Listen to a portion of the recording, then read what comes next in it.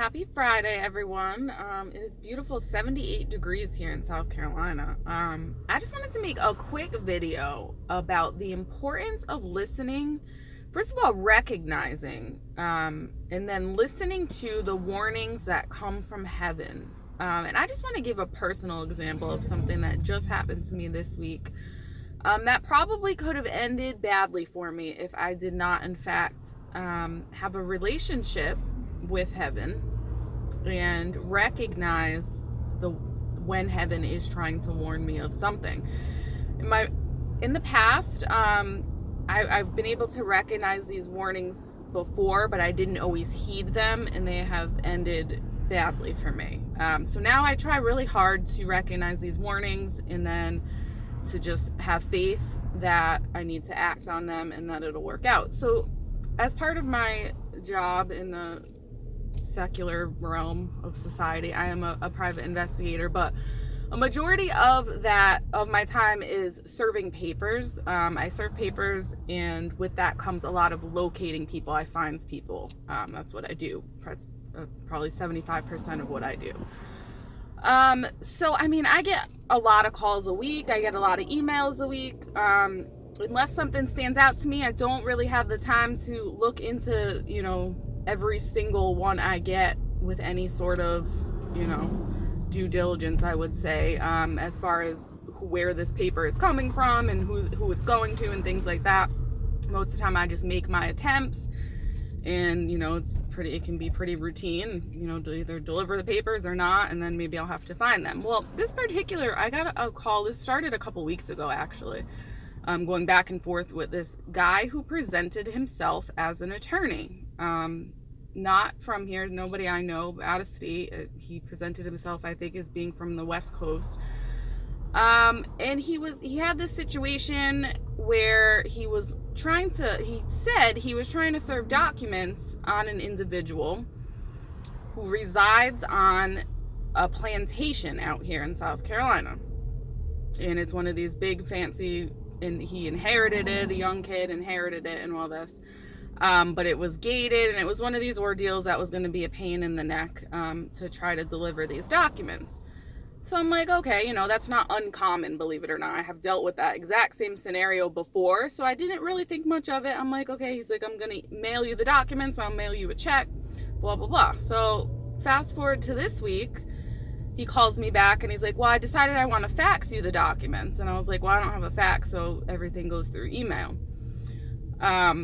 So here's my email, and I could tell he was a little hesitant about emailing me these documents. And I'm like, okay, again, people are weird, didn't think too much of it. So he emails me the documents. I just put, received, whatever, didn't even look at them. And he was like in a rush. He's like, when can you do this? And then he wanted a couple other things done as far as searching for civil court cases. And he was like, I don't have I haven't signed up for LexisNexis right now, which is a system the attorneys use. He had this whole story. And I was like, he's given too much information. So immediately I was like, I don't know. Maybe the guy's just weird. I don't know. So I'm like, okay, yeah, I'll run this search for you. But he was in a rush about everything. He's like, when can you start these attempts? And I was like, Friday morning. So I didn't look at the documents, nothing. I just kind of brushed it aside. Last night happens, I go to bed, have this dream, right? And it's like, I see his name. I see this guy's name. It's not even his real name, so I'll just say it on here. It's Randy Thompson, or Thomas, or Thompson, I think. So I see this name, and then I hear this voice, and it's like, not an attorney.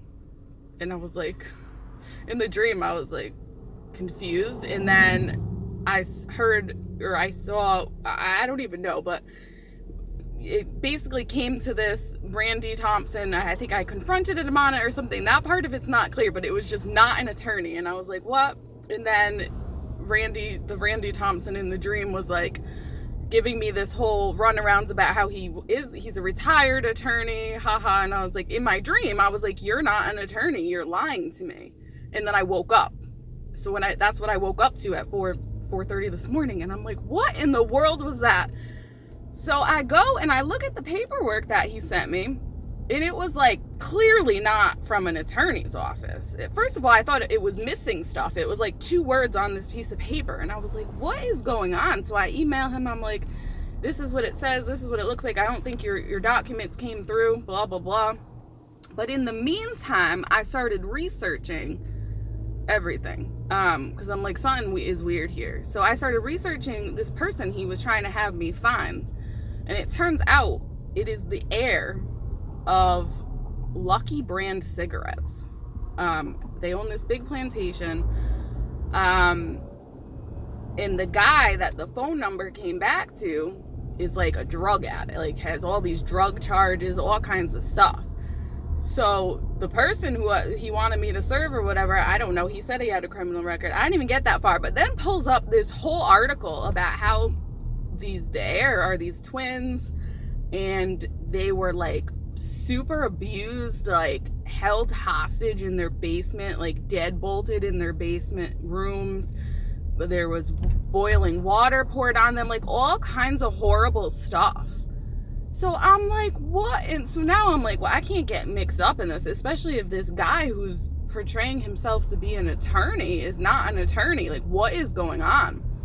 So I'm like, well, let me get my ducks in a row before I call this guy back. I was just going to blow it off, but he ended up sending me like another page, and that was like clearly not from an attorney's office. So I was like insulted at this point. I'm like, this dude thinks I'm stupid. Like, so then it turns into this like pride thing where I was just angry.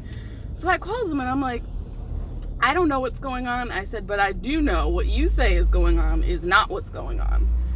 You're not an attorney, so let's get past that. And like the address was fake. It was just a mess. And he's like, no, I'm not an attorney. And I was like, and you're not Randy Thompson. And he's like, he hung up on me. That was it. So all I'm saying was, I don't know if I was about to get caught up in some sort of drug ordeal, some sort of human trafficking thing. I don't know. But his goal was to be able, he wanted me to see if that guy was living there, I guess, under the guise of these fake legal documents. Now, I don't know if they were trying to lure me there. I honestly don't know. But always listen to heaven is the moral of this story. If something is not right in your gut, if you're having a dream about stuff, look into it before you disregard it. A lot of people will say, oh, I don't pay attention to dreams. Yeah, well, I'll be honest with you.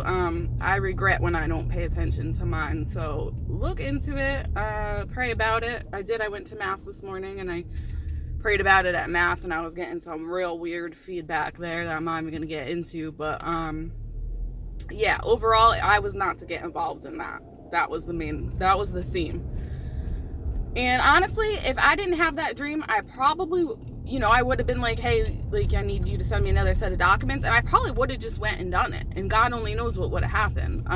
So the moral of my story is to listen to the warnings of heaven and act on them. Or don't act on them, in my case. So hope everyone has an awesome weekend. Joan of Arc Media out.